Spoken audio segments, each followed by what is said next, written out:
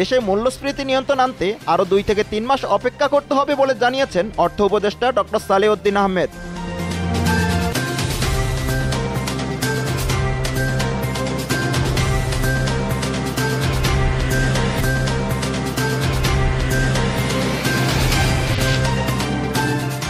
Voter তালিকা হালনাগাদ কর্মসূচিতে প্রায় 50 লাখ নতুন ভোটার যুক্ত হতে যাচ্ছে বলে জানিয়েছেন নির্বাচন কমিশনের সিনিয়র সচিব আক্তার আহমেদ।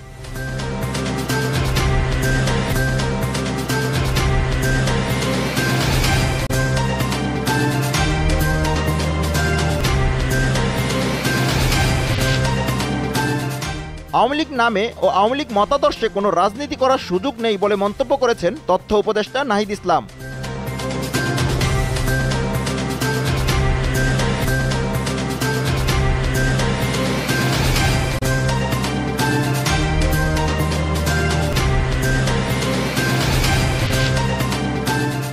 ট্রাম্পের ক্ষমতা গ্রহণের পর যুক্তরাষ্ট্র জুড়ে অবৈধ অভিবাসী বিরোধী অভিযান জোরদার করেছে ট্রাম্প প্রশাসন। নথিপত্রবিহীন ভারতীয় অভিবাসীদের ফেরত পাঠানোর প্রক্রিয়া শুরু হয়েছে।